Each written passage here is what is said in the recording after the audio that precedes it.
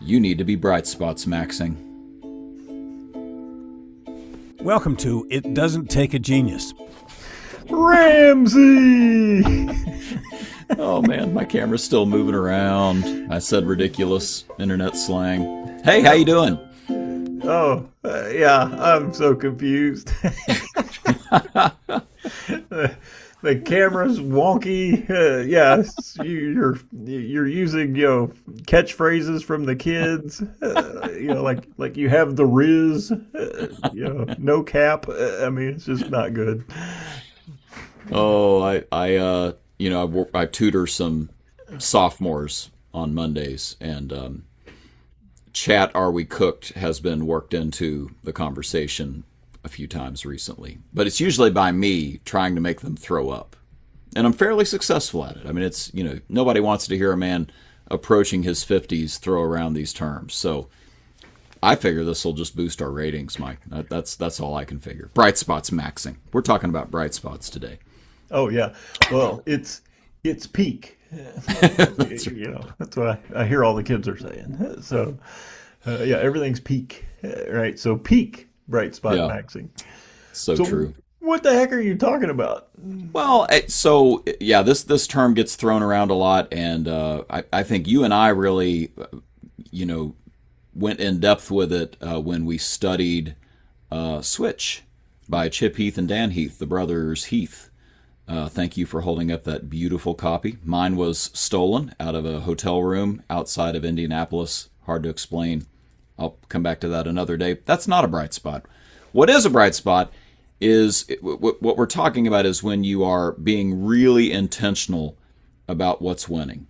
So you're looking to identify places, things, people where there are some small wins happening, and then doing something with that, studying it, growing it, scaling it up, cloning it in other areas of your business. So it's when you're intentionally hunting for and highlighting and scaling those small wins that are already happening in your workplace, in your team, instead of just focusing on fixing problems. That would be how I would define it.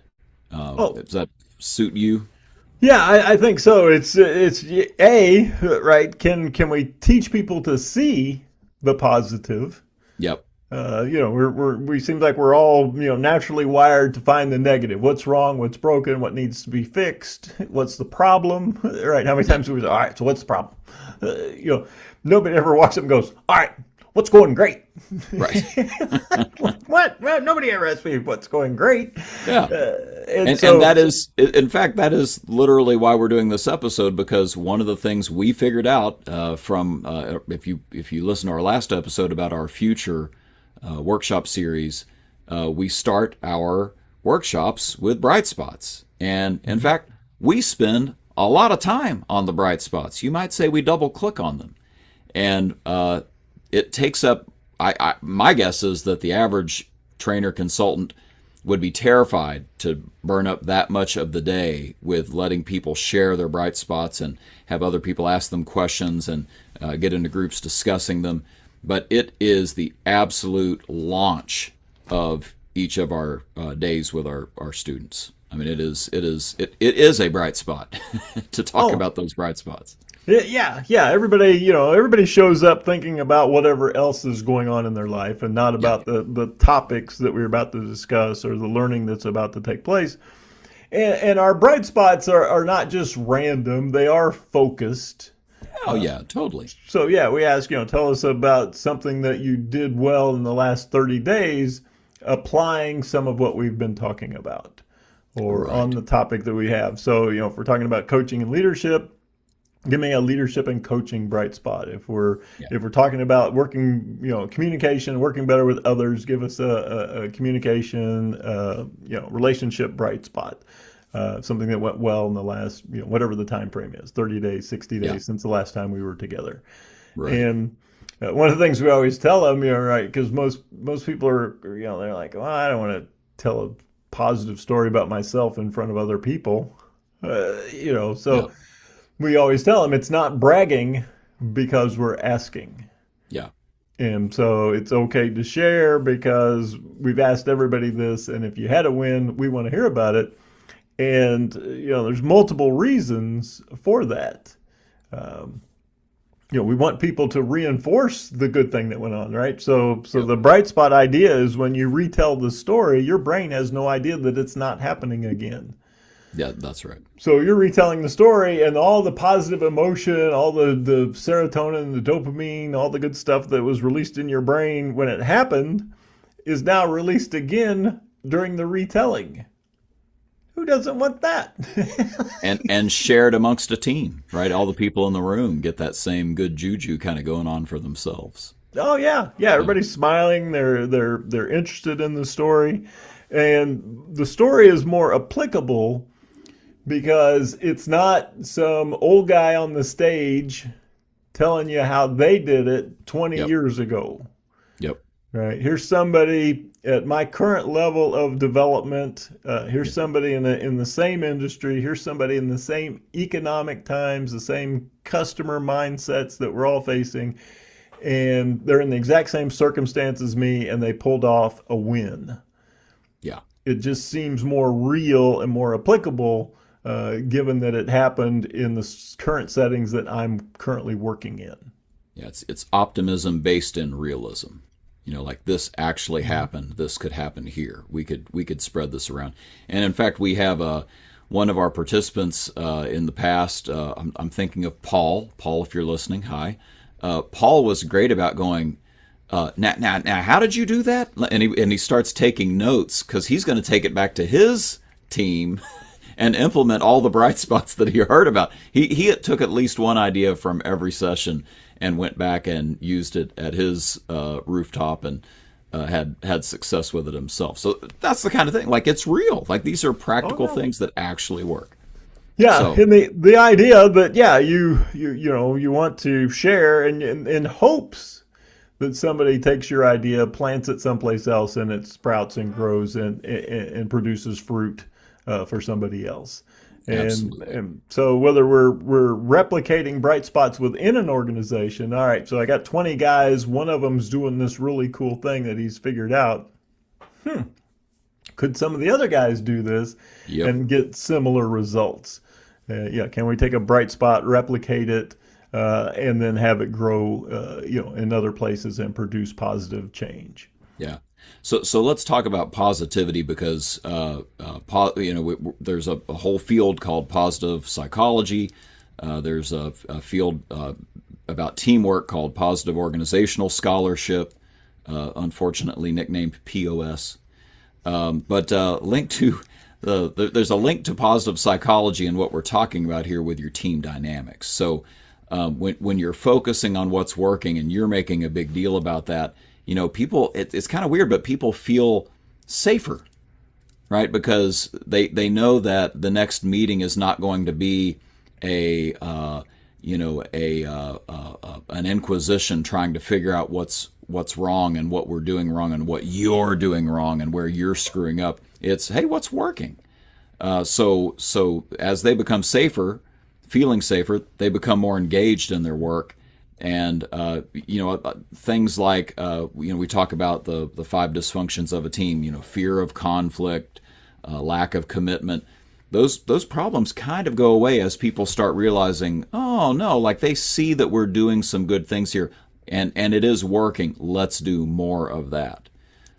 Very similar to the coach approach that you would use in a one-on-one with an employee where, instead of telling them what to do, you're asking them, and again, it's one of my first questions is, hey, tell me about what progress you made since our last visit, since our last session. Implied in that is, hey, I know there was probably some progress, right?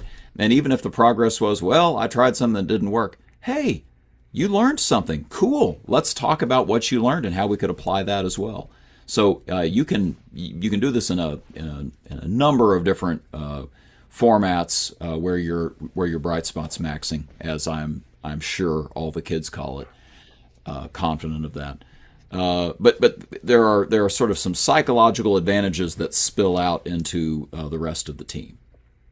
Oh yeah, no, it's absolutely amazing once you get it rolling, and know that you have to get it rolling. Yes. It doesn't go all that well at the beginning. People aren't used to being asked the question. And you have to be careful how you ask the question. If you ask the question, did anyone have any bright spots this month? Yeah. What's a bright No. spot? And no. Yeah, no, yeah, no. Everything sucks. It's all bad. Yep.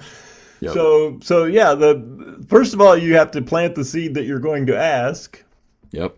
All right, next time we get together, I'm going to ask you about some things that went well, that were bright spots, between now and the time that we get back together. So now you've set an expectation, and we use a system where we make it very safe to share. Yep. So if it's a large enough group, we'll pair them up and say, all right, in your pairs, tell each other, a bright spot that you experienced or did in the past 30 days. And then we call upon the pairs to share. Right. And that feels safer than just, pointing out individuals or asking putting each person on the spot. Because some people, they've had a rough month and nothing's coming to mind and that type of thing. So Yep. the idea is to create the habit, the neuroplasticity to rewire the brain in such a way that it becomes more cognizant of bright spots, Yeah. and stores them for recall later. And so we want people, right? Because at the beginning, people will tell you there are no bright spots. Yep. It's all crap. Yep. like I'm in this. We're understaffed. We need more budget. The machines aren't working. Everything is bad. Yep. And literally, that's all they can see. Yep. And the idea of rewiring your brain, well, the company made money, right? Yep. You are shipping product. You are selling things. Yep. So that tells me right there that it can't be all bad. So sometimes you have to walk people through the process of seeing the good that's literally all around them. That's 100% right. And this is a little thing that's in addition to that. But when they're in those breakouts, nobody wants to raise their hand. Most people, at least, don't want to raise their hand and brag. But if my breakout partner says, hey, Bob had something, and this was really cool, now he's got an affirmation to share the story with the group. Mm-hmm. So, he wouldn't have done that otherwise if he didn't get a chance to where he said, well, I have to tell you a story. Here's what happened. And then magically they're more willing to share it with the group. But you're 100% right. The chemistry in the room changes. I mean, you go from feeling tension, feeling cynicism, to people are like sitting a little closer in. They're interested in the conversation. They're paying more attention. And one other thing that can help, just as we're talking about how you do this, you throw out that question at the beginning. What worked? Get in your breakouts and share a win that you had since our last session, or progress you'd made since our last session. You've been good about this, but one of the 7 great coaching questions from Michael Bungay Stanier's book, The Coaching Habit, is, and what else? So you'll let them each share, and then you'll say, what other bright spots did we have out there?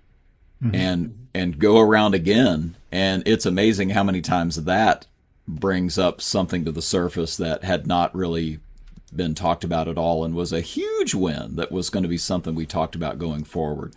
So just getting into that habit as the person facilitating the meeting with your team, with your management team, whatever it is, to keep pumping as you give them opportunities to share. It's a big deal.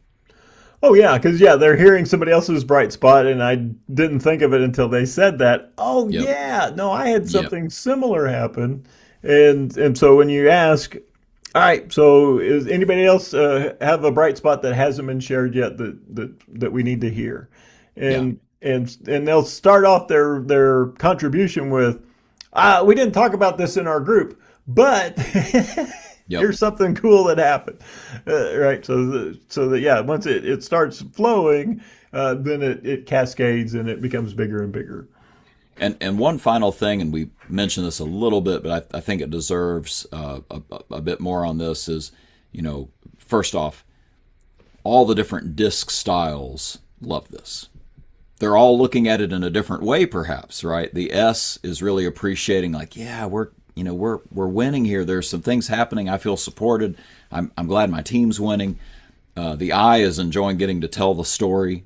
The D is enjoying, I'm going to do something with this, right? Like let's make use of this. And I would argue that the D's approach to this is something worth saying more about. That we need to really say, after somebody has shared bright spots, to say what's one thing we can harvest from this to use elsewhere. Because the point is not just, hey, now we have positive psychology in the room and we're all optimistic. The point is, no, these really are wins. And so how do we take that win and grow it bigger? Or take that win and use it in different places in our organization? There's something we can do with this to grow it even higher. So last thing about how you make use of it. But let's talk about, before we wrap this conversation up, let's talk about some of the pitfalls of this approach. Because I am confident, if you have never been through a session where you start with brightspotsmaxxing, excuse me, I can't believe I said that, it's so silly. But if you start with brightspotsmaxxing, and you've never experienced what that's like, there's probably a part of you saying, okay, really? Like, just be Pollyanna and magically everything gets better? Like we're just gonna everybody tell a story of something good that happened and now we're all unicorns and rainbows over here. And I think that is a true danger. A team, 5 dysfunctions of a team talks about this, that there can be artificial harmony. And I think in this case, it would just be fake positivity, right? Right. Something that is just said so that we can feel like there's a good thing that we can share to talk about, when really we ought to be talking about the serious problems. And so here is my recommendation on that is, let's say your CSI is in the toilet and you had a good CSI survey turned in and positive customer comments, but we're in the toilet, right? The score is in the toilet, but we've got this one survey and we're going to talk about the one survey. Yes, you are. You're going to talk about the one survey. And you're going to talk about what went well and why was that a win and how did that happen. And then if you really think it needs to be done, perhaps the next question is, all right, what's getting in the way of us doing more results like this? Mm-hmm. And that can be a long conversation that can be very positive. Like it's constructive. It's uncomfortable in some cases, but you're pulling out all the things that are hurdles right now and looking at the things you could address. But we know we can do it because here's proof and here's things we did. So what gets in the way of us doing more of that? Oh, yeah. Yeah. It's not hopeless.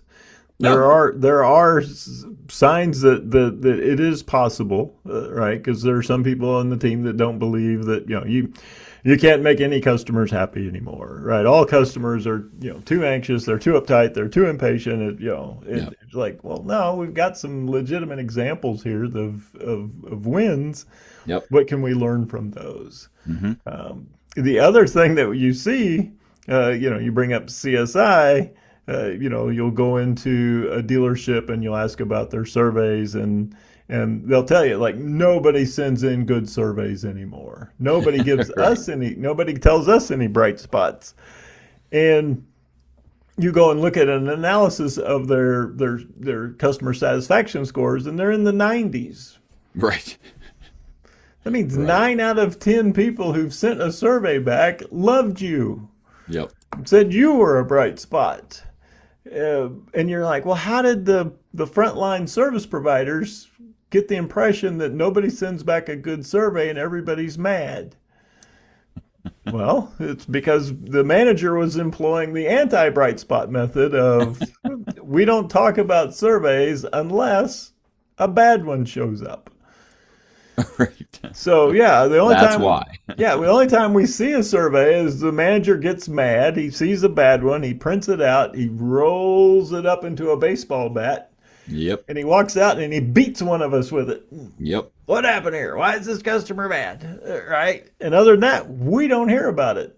Yep. So my perception is the only surveys we get are bad, and you can't make any customers happy. That's right. Well, there's a self-fulfilling prophecy that will impact the frontline service provider's ability to provide good service. Wow. And we see this a lot. Right. And do. so yeah, just sharing some of the good news that's coming into your organization. It won't make them lazy. It won't make them complacent. They won't ask for, well, you're going to have to pay me double now. Right. Right. Just let people know that, the effort that you're putting forth is being recognized and is creating positive wins, whether it's through revenue or customer retention or satisfaction in your organization. You're valued here. Yeah, it's huge. There's another complaint that I'll sometimes hear, and this comes from people who have been through bright spots maxing, and they are struggling with the fact that some people are hogging the stage, kind of being glory hounds, sharing all their wins. And I mean, it's almost not worth talking about. You just need to have a skilled facilitator in the room. It could be a manager, it could be somebody like us, but somebody who can give everybody a chance to have a conversation. And you have to get skilled at stopping somebody from oversharing and giving the quiet people a chance to share. Mm-hmm. A lot of that has to do with, like you said, the breakouts. We're going to go from group to group and let them each, bring up one bright spot that they talked about in their groups. There are things like that you can do to make it doable. But yeah, I mean, just, if the managers are hogging the spotlight, the facilitator needs to make sure the frontline staffers speak first. I mean, things like that just keep it from being a one-sided conversation. But I think that's just something that you learn with a little bit of facilitation skill. Oh yeah. Well, a similar situation is you ask for bright spots. People share a tiny little bright spot and immediately slip into here's what our biggest problem is right now. Right. Like, all right. We'll get to that. We'll get there. Yeah. As they say in Hollywood, let's put a pin in that. We're going to pin that up, put it in our little parking lot, and we'll come back to it after we're done with bright spots. And you see this a lot, right? People just cannot help themselves but to slip into problem-solving mode.